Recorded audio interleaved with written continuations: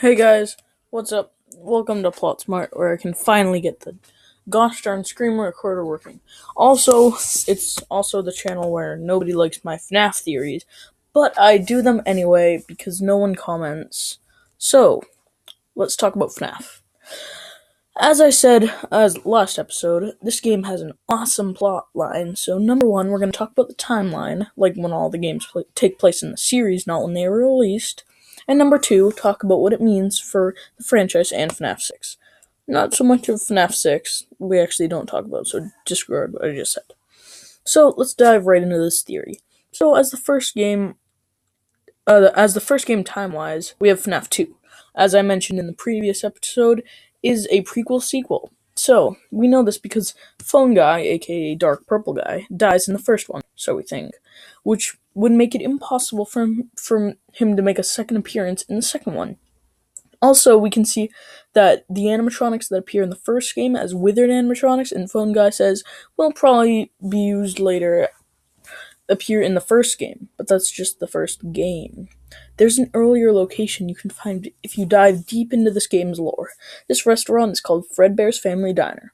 It is mentioned by Phone Guy in the second game as the last location that was bought out by Fazbear Entertainment Incorporated. So, if the second game was after the first, why say that Fredbear's Diner was the previous one? So, got that written down in your little theorist notepads that I know we're all keeping.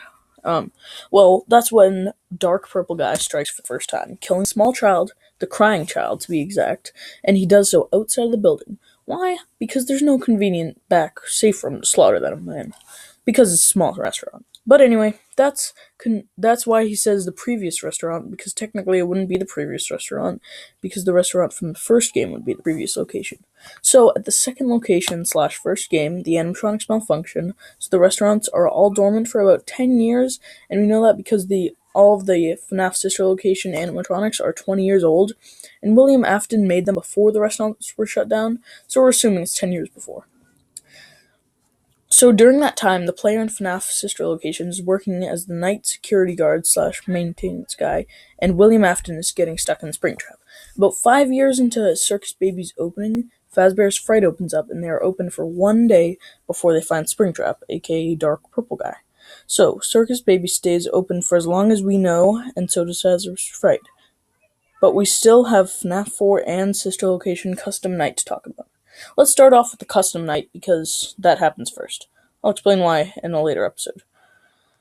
But anyway, the whole thing is useless, except for when you beat Golden Freddy mode in Very Hard. If you do so, you will get treated to a cutscene that may solve the entire series. But I showed it to you in my last theory, so go watch that. Back? Okay, so this probably means that we are returning to Fazbear Fright in FNAF 6. So we also see that as the guy is talking. By the way, we were calling him Michael Afton, so that's who I'm talking about when I say that name. But we know that he's also in one of the sister location nights. When we hide under the desk, we hear banging noises. We know that the Bitty Babs are making some of them, but there is no way those tiny things are making all of those noises. Also, we continue to hear them after they start tugging on the door.